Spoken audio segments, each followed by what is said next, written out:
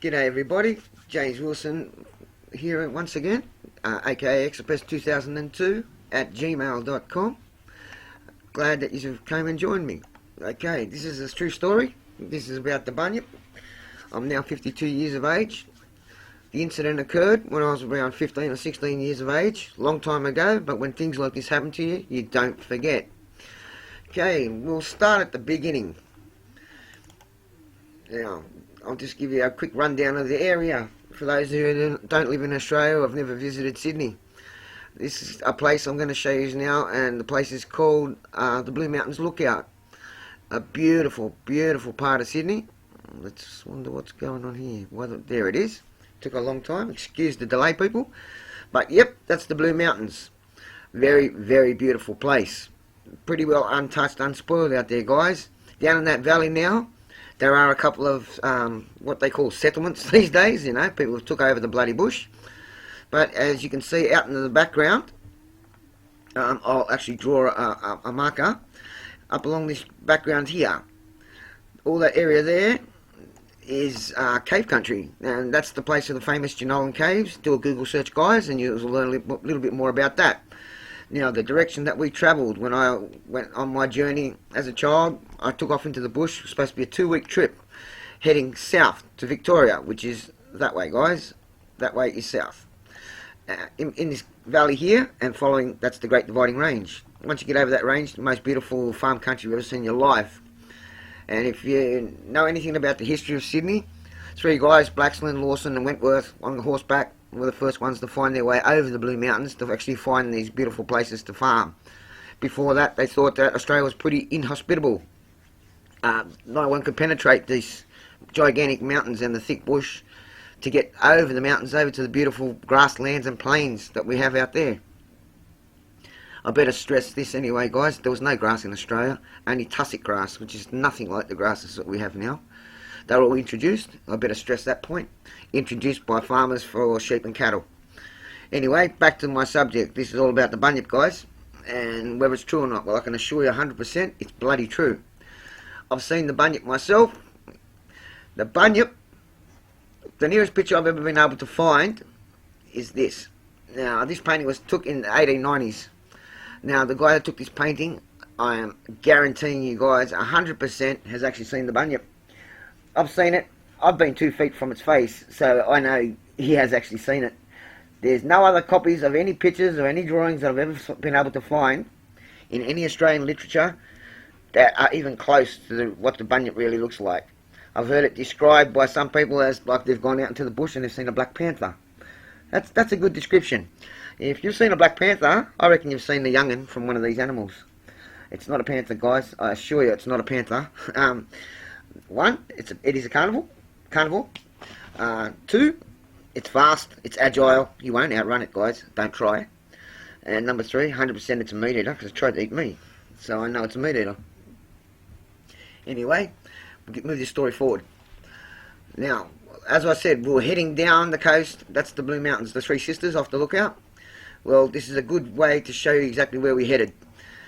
Now, we would have entered down here somewhere, where that dot is, and we proceeded towards Victoria. We found a way up and over those mountains and just continued south, down that way.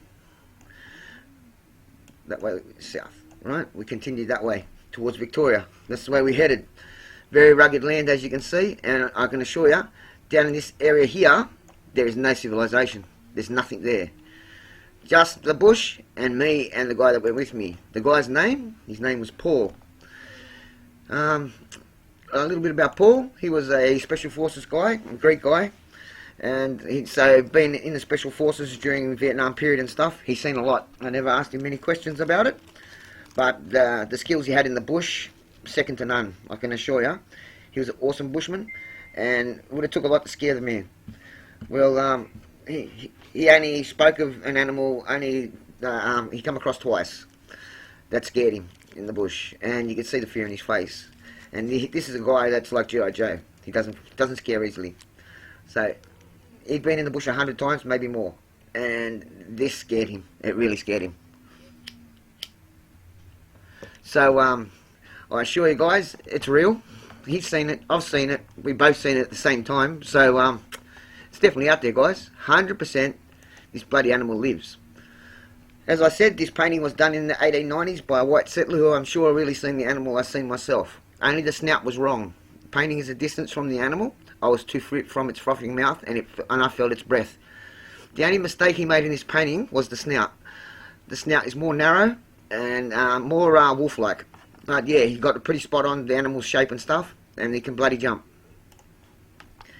Anyway, I'll give you a bit of a map. Now, that's the direction we headed. There's what you just seen on the map. There it is there. But up here, the lookout's up more up here. So it comes down, crosses over here. There's a way just there in the bush, still thick bushland. So there's a way for all this to connect. And I assure you, all the sightings of strange animals are all the same bloody thing. The area in particular we're talking about here is there. That's as close as I'm going to give you is exact, because I don't want no one out there killing this poor bloody thing. Now, at the time we done this little journey of ours, this was what the temperatures were like at the time. As you can see, we had extreme heat all over Australia. 45 plus. You can see all the 45 pluses. Well, unfortunately, as you can see by the circle just here, the red bit right there, that is 45 plus. 45 plus. So, yeah, we went at a bad time, and the drought ended up affecting our journey. The waterholes, the guy that I went out into the bush with, he'd already been to Victoria more than once, all by him was lonesome, through the bush, and it took him months. Like 3 months, I think, was the longest it took him to get down there. The bush is that rugged, you'd understand if you've seen it. But that guy was a brave guy. I'm talking alone. The guy has to go out completely alone. But we didn't expect this heat. It's you know, Australia's hot, but this was a freak, you know, like a 1 in 10 year period or something like that. And 45 plus, it dried out a lot of the creeks, and our journey was cut short by about 11 days. Now, Bunyip sightings. Now, in the area down there, this is the area known to many Australians as the home of the elusive Black Panther. As I said, there's a place that we call Kangaroo Valley. The Kangaroo Valley is virtually that sort of area and heads this way. The Kangaroo Valley. Well, the Kangaroo Valley's been known for weird animals. Years ago, they reckoned that some circuses went broke and they let a lot of wild animals go. So lions, things like that, had been known to be out in that bush. They would have got shot pretty quick. Farmers not going to leave animals like that starving out in the bush taking all their livestock. So they wouldn't have lasted long. And this is the area where we started getting lots of reports about the Black Panther. And even now, 2017, you're still getting reports of this Black Panther. Always from a distance. The animal's very intelligent. No one's ever got within a few hundred yards of it. It's not a panther, folks. That's the yowie, or what they call the yowie. Okay? That's it. Like, the closest animal I've ever seen that's been studied, if you go down to the museum at Sydney, there's an animal as you go in there, it's called the giant wombat. It used to be near the front door as you entered. Well, the giant wombat, a hell of a lot like it. The body in that is a hell of a lot like it, just the head's wrong. But yeah, that's the animal I've seen. The same shape, same size body, so you walk in there, your hair will stand up on your neck. That's how big the animal was, but it had a head like a wolf. Now, we'll get right into the story. Okay, now, when we were on this journey, I was 15 years of age. The guy I'm with, ex-special forces, he's been around a long time. He was 35 years of age, and I was around 15, 16 at the time. So, he was an adult male, very strong, only short, very nuggety man, feared nothing. This is the area that we were in. We were off the map, up this way. We were off the scale of the map. So we were up here. How can I show you guys? We were up off the map there. We headed down here. We did go up that way. We come in this way for a bit of water, and then we started following. There was a creek. We followed a creek in here, and we were heading this way to Victoria. We weren't going to go all the way to Victoria, obviously. We're only doing a couple of weeks. There's no way I could handle that bush for that long. And then we head that way, which is towards the east coast of Australia, which is civilization. civilization, or this way. Excuse the scribble. But yeah, you know, you get the story, you get the picture. I'm not doing this for perfection, I'm just doing it to let you just know the story. But yeah, you head east, and sure enough, you will find civilization, which we did after about 5-6 days in the bush. Now, here we go. This, as I said, this is an area known to many Australians as the home of the elusive black panther. Being part of a mountain range of rugged and, I assure you, places never seen by white men to this day, I have personally walked 5 days into these areas whereby the native animals' interactions with us, they never knew humans were a threat to their safety. Snakes, lizards, wallabies, kangaroos, birds all seemed to come within 2 feet of me. I really felt a part of something special out here. Until, well, that explains everything, you know. I really felt at ease. I have got Aboriginal blood. My grandma was full-blood Aboriginal. I really felt part of the land. I felt pride. And I felt that I was in a place that white men had not yet upset. Even though the other part of me is white, I'm pretty torn inside after seeing what the white men have done here. And the until. The until is obviously the owie, or what we call the owie. We'll get to that soon, folks. Anyway, okay, we'll start doing a little bit of information. Okay, now where do we start? Where do we start? 3, 1, 1. Okay, we'll start here. Oh no, we'll start here. Sorry, guys. Excuse me. We'll start here. Okay. Now, thanks for joining me up this morning. Here we go. Date is the late 1980s. I'm a nerd type, into geology, hunting, books.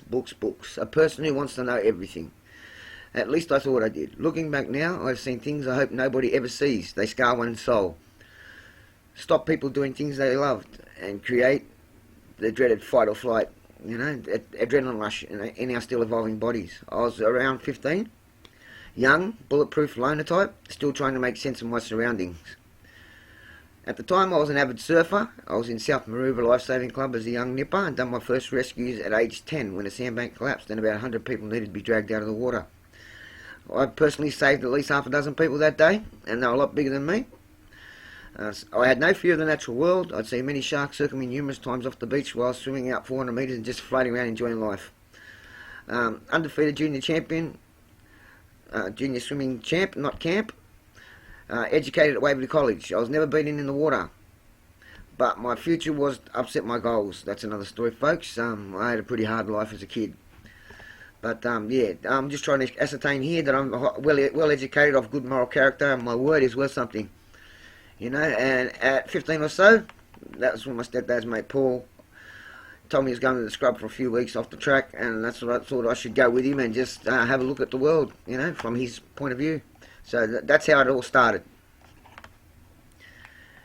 And we'll get into the story now, guys. Well, we've already gone over that bit. Let's get to this. Okay, we'll get to this. Okay, here we are. We're getting ready. We're off to go and see the old Bunyip. Well, we didn't know that, but we're off to go and see nature. We packed the car up in Embor, and in the west suburb of Sydney, about 8 miles from the CBD, and headed south onto the Pacific Highway. The time was around 7:30 when we were far enough south to head west into the mountains. We turned off on a fire trail heading west towards Tanjara Falls, popular area for four-wheel drive weekend bushmen. The wannabe camper gangster, taking a gun out there, kills everything that moves and whatnot, you know. Most people are like that. I wasn't, you know. I was one of the early greenies, I suppose. The wannabe hardcore campers were taking chairs, LPG bikes, torches, TVs, you know. We used to do it hardcore, survival gear and stuff like that. If you want to know what we carried, read it, guys. It's all there, so you know what's relevant and what to carry. Make sure you carry exactly what I've got there at a minimum. We got out of the car. Paul's cousin was driving. Loaded our packs on our back. Said farewell to Chris. That was the guy that was with me. That was his cousin, Chris. I actually worked with Chris and Johnny. Great guys, really great guys. They had a demolition company. I do remember watching the car kicking up dust as it was going into the distance, and I felt pretty bloody small when I looked around. We were in the middle of nowhere. We started walking into the bush. About midday, I knew it was that time just by looking at my shadow on the ground. My shadow was gone, so I knew a little bit about the bush. I was a cub, which is a type of scout, I learned heaps. And put your kids in it, it's a bloody good thing. We started our walking out. Paul made up a couple of spears for walking aids, really, and good thing to defend off a kangaroo or a pig. I felt really good. I'm with the Special Forces guy. Like, to me, he was a hero, you know. He's like bloody G.I. Joe. Anyway, we get out into the scrub. We've now walked at least 5 hours non-stop. I was never going to say stop to him because, like I said, you know, I felt bulletproof and I wanted him to think I was good. I was trying to impress Paul. And when we did stop, he said he was pretty impressed that I, you know, wandered through the bloody heat all day. And like, it was at least 35. When we got back, there was a good chance. They told us it was probably 45. So we were feeling the heat. That's a cigarette you can hear in the background, guys. I smoke a fair bit, excuse me. I hunted a lot as a kid, so I knew that temperature was going to be a big hassle out there, you know.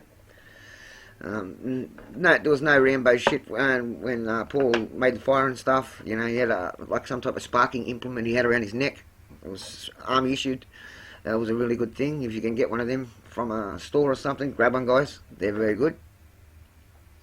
Feel free to freeze this video here so you can read this and instead of hearing my silly voice. But yeah, I'm just giving you a bit of a drift here for anybody that can't see or has got eyesight impairment, so they can hear everything that's virtually written here. I felt safe. I'm with Paul. He's Special Forces. I felt like I'm with the man, and I'm the shit too because I'm out there with him. Well, he never mentioned any of his war experiences, and my uncle's in Vietnam. Never asked him any questions because I knew that there's a lot of scars they carry, them guys, you know. Legends, you know. They seen some bad stuff. And we did have our little conversations about bits and pieces, and I asked him a couple of things like, you know, how did he handle being alone and stuff like that, and he told me only fear the person beside you that you do not know. And like, I sat and thought about it a bit, and I thought, well, you know, there's a lot of people you don't know. And I said to him, in the cities, that's a lot of people. And you know, I replied, you know, and he said, in the bush, there's not much to fear. And like, I knew he was pretty well scared of nothing. And when he said not much, you know, I had to query that, you know. And eventually he told me, that's it, you know. He had seen something, obviously, and eventually he's going to open it up to me. And looking around where we were, middle of nowhere, it was absolutely unspoiled. It was amazing, you know. And I was just thinking that progress in another 10 years, there'll probably be highways out here going through to other towns, new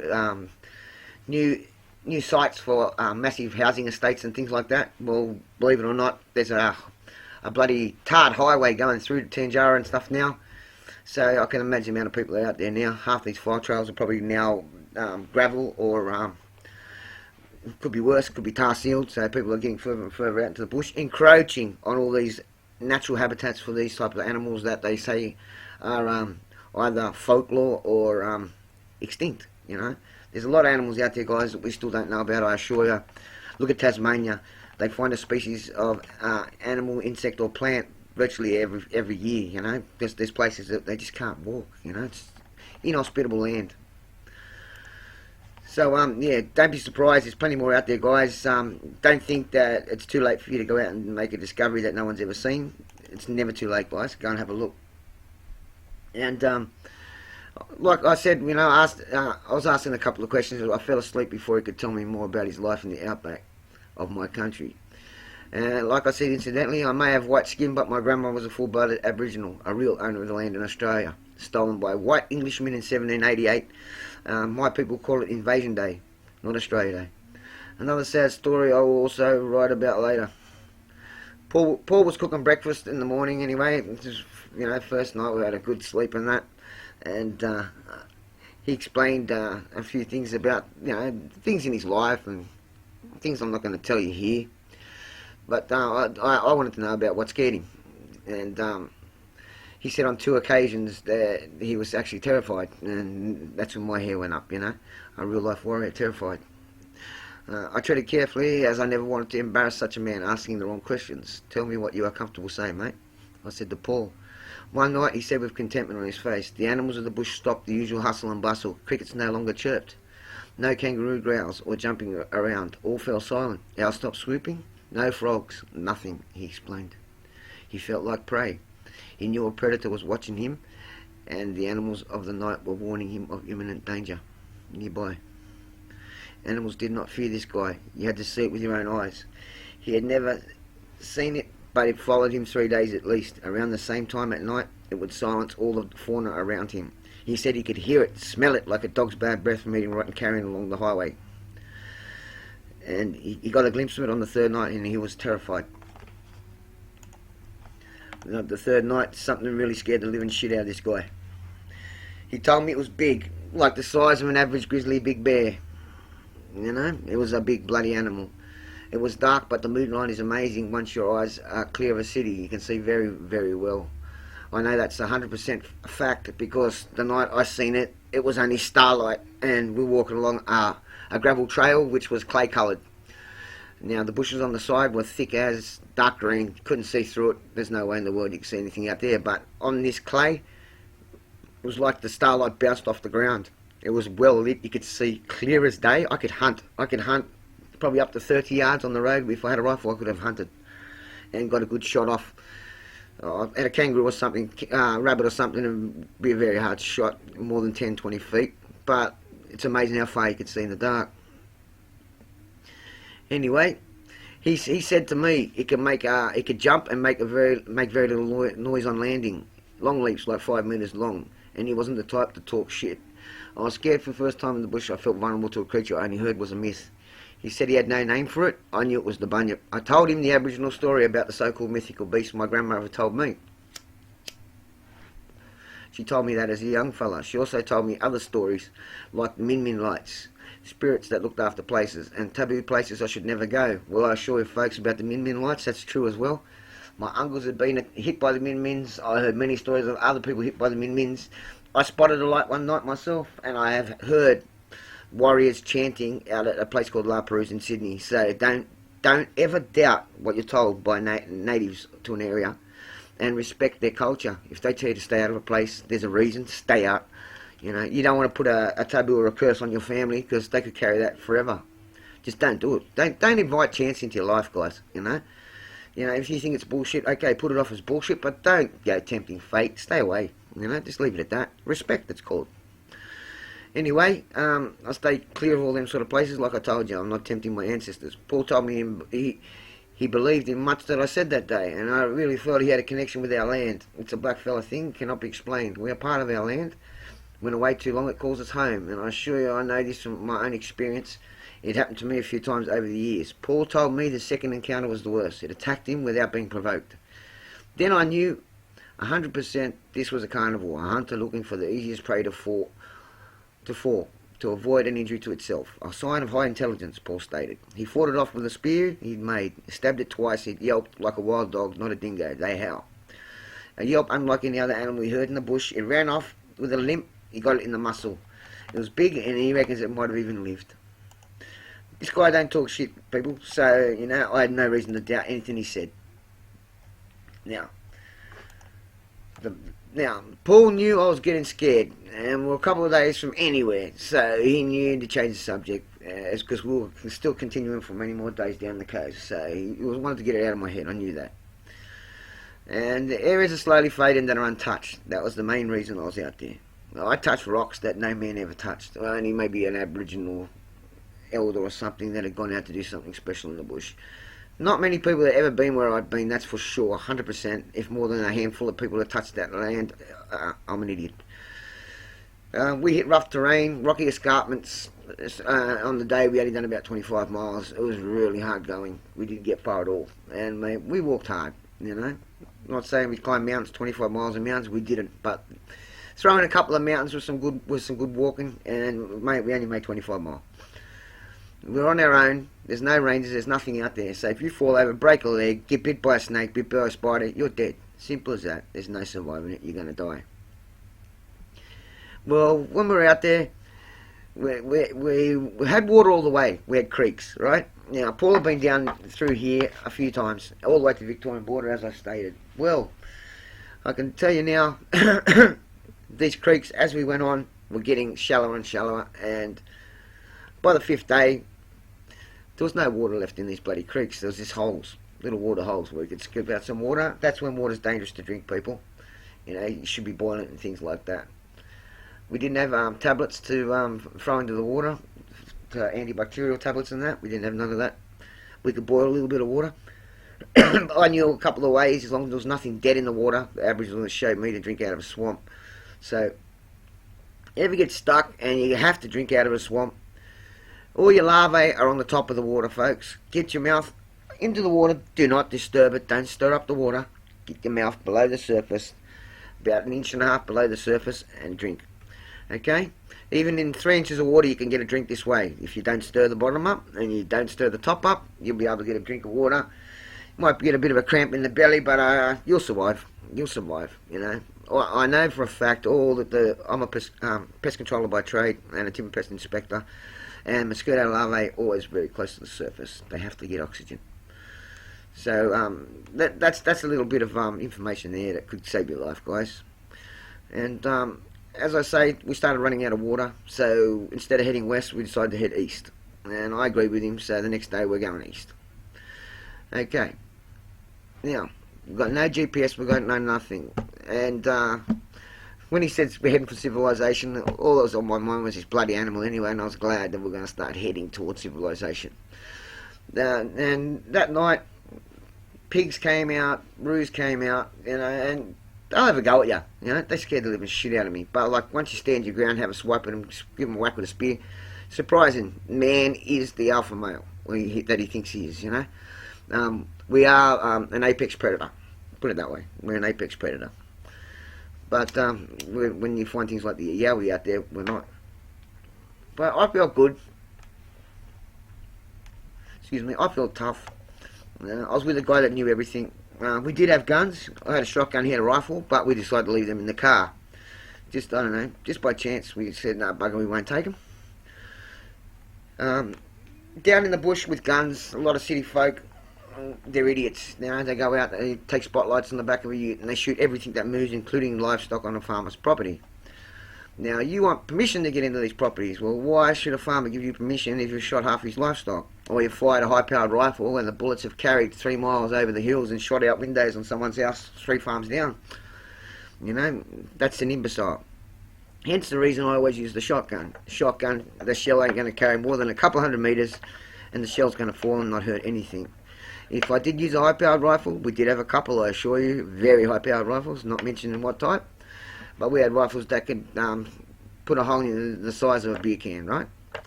I mean, blow a hole in you. Them rifles, they could carry a couple of miles without a problem, 303s and whatnot. So the idea is when you're using one of them, folks, always shoot into a background, like a hill, something like that. And make sure, common sense, if it's rocky ground, you're going to get ricochets. Just think ahead always, you know. Gun safety is a big thing.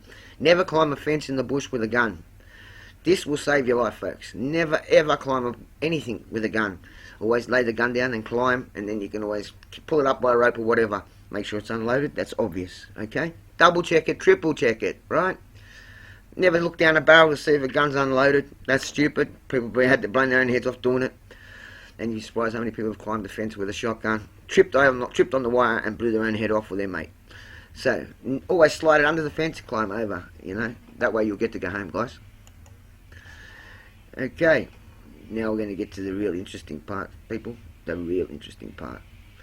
Okay, maybe I should just tell you guys the rest, you know. I don't think I need to show you anything. I'll just tell you the rest. Okay, we're starting to head out of the bush. Right, this is going to be in a book anyway. You'll be able to get a full book if you just want to know everything. Right, this is just a rundown of what's going to be in the book. I started writing it. It's going to be an e-book for $10, and there's going to be a hardcover for about $40. It's going to be good reading, and as I said, you know, if you're any doubters out there, you want to pay for the lie detector tests, which are 99.9% perfected these days, I'm quite happy to get that done. At a cost to you, and my accommodation and whatnot as well, obviously. Quite happy to do it, folks, because I don't talk shit. I'm 52, you know, there's nothing to gain. I'm, you know, getting old. I just want people to know the truth. Anyway, we're heading out of the bush. We're running out of water. We get up onto a fire trail. We started walking them that morning at about 20 minutes before daylight, so you can get light in the sky so you can see where you're going. Now, Paul knew the area pretty bloody well. He knew where all the fire trails crisscrossed the area, and he got us up on a fire trail within, say, 3 hours. We're on a fire trail. So, say 4:30 started walking, maybe 7:30 we were on a fire trail walking along nice flat ground.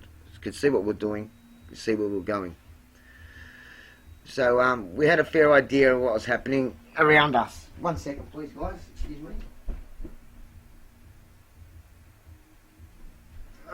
Sorry people, I just thought I left something on the stove burning, but I didn't. All good. Anyway, we're walking down this road, and as you can see, my nerves are going now. I'm starting to shake. Walking down, middle of bloody nowhere, and all I'm doing really is getting a good idea of the surroundings. There's a lot of rocky escarpments around the area. Big plates of rock, sometimes 100 yards, 200 yards, flat rock, you know, and then you get a little ledge. Might drop down 20, 30 feet, and then you get another ledge. So it was like that for quite a while, quite a few miles, maybe 10 miles, 15 miles like that, all rock. It was amazing, and somehow trees and shrubs were growing out of that shit. I don't know how, but they were. You get little catchments of dirt. They'd set root, the plant had set root, get minerals from the rocks, so the plant would grow really healthy. So there was ways and means for animals to nip across even them big stretched outcrops of rock and not be seen, you know, they could do it.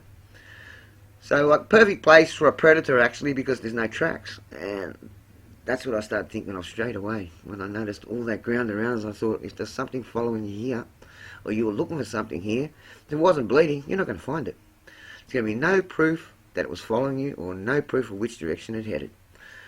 So it was just something I had in my mind. Never said nothing to Paul. We just kept walking. Anyway, we walked all day. We didn't stop all day, just at a constant pace. Come near dark, we stopped, and we had a spell. We had a cigarette, had a yarn, we had a laugh, you know. It was more or less a confidence build up because it was getting bloody dark, and we knew, you know. Anything could happen. Anything can happen. Simple as that. Excuse me. Anyway, okay, it's got dark. All the animals start coming out. No moon. I noticed that first thing. No moon. You know, bit scary. No bloody moon around. Gave me a fright. And I thought, oh well, you know, it's okay. We're on the road, and the starlight was actually lighting up the road. We could see the road half a mile in front of us. No problem at all. Clear as, you know. Animals jumping out and whatnot. We could see them.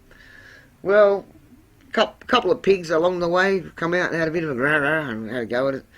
And Paul had a spear at him, you know, had to swipe at him with his spear. I've got my stick, I've shit myself, I'm going to run off, but there's nowhere to run, so you soon run around in circles like a dickhead and stand still, because there's nowhere to go. And he's certainly proved that he was dominant, and they'd piss off. A couple of kangaroos done the same thing.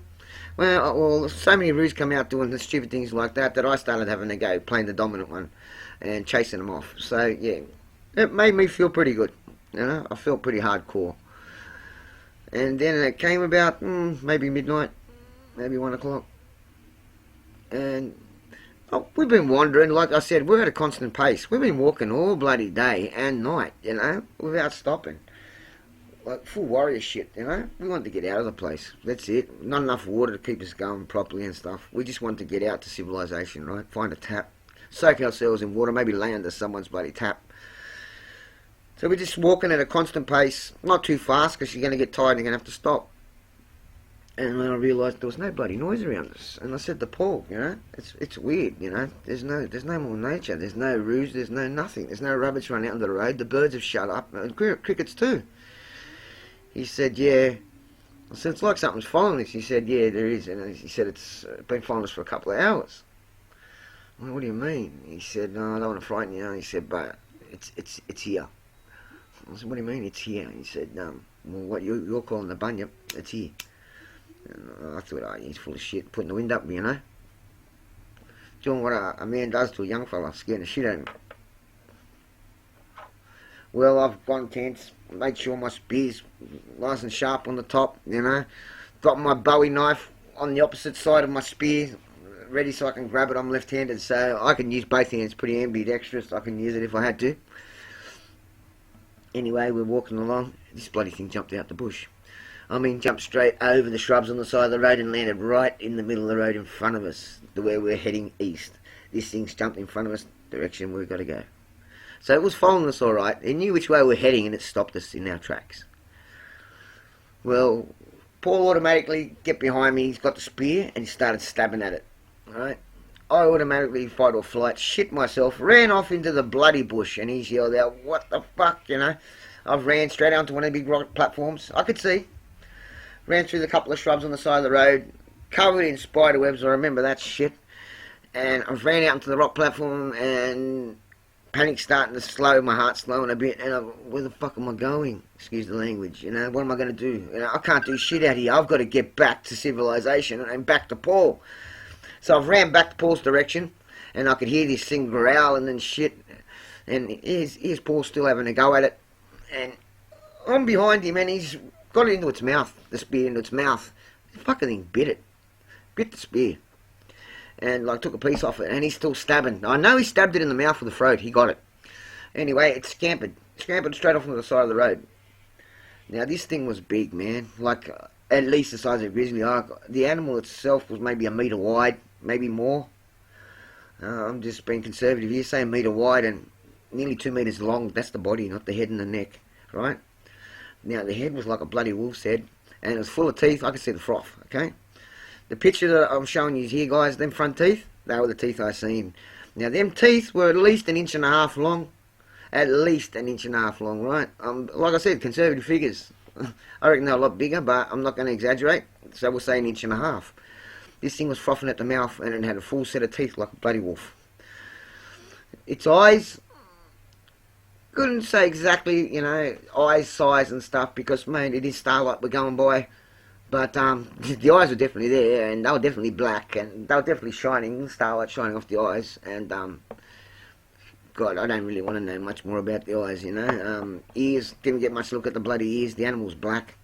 I did notice as it bounded and jumped off, it looked like the hair was hackled up. How you get hackles, like when a dog's aggro, it gets hackles. It looked like it hackled up its hair when it jumped and bounded off the road. Sort of like a pig's hackled hair. Anyway, after that we were shit scared. We wandered for about 2 hours. No animals were making noise, and every now and then you could hear a heavy break in the bush. A big animal pushing its way through the shrub, you know. And we knew what it was. We didn't even mention it. We just looked at each other and just kept walking, you know. Well, come about 4:30, 20 to 5, somewhere around there. 4:30, maybe 4:45. Sure enough, we could hear dogs in the background. Dogs, far away, but we could hear the dogs, the echoing of dogs barking, you know. I reckon the dogs at the first farm that we were going to come across could smell that bloody animal, and they knew what it was. Well, the animals certainly knew what dogs were, because it pissed off. All the animals in the bush started making noise, crickets started chirping, frogs, everything. It all started to come back. I'll tell you what a relief. What a relief. Nature was letting us know that this bloody apex predator was gone back to where it came from. And about half an hour, maybe an hour after that, we'd come across our first farm on the left-hand side. I'll never forget it. Open land, you could see it was all pastured, all grassed lands. Rolling hills, beautiful. All the trees have been cut out. And the first yapping dogs, which usually drive me mad, I was glad to see them. And roosters running around and stuff. I thought it was great, you know. We knew we were okay. We didn't even stop.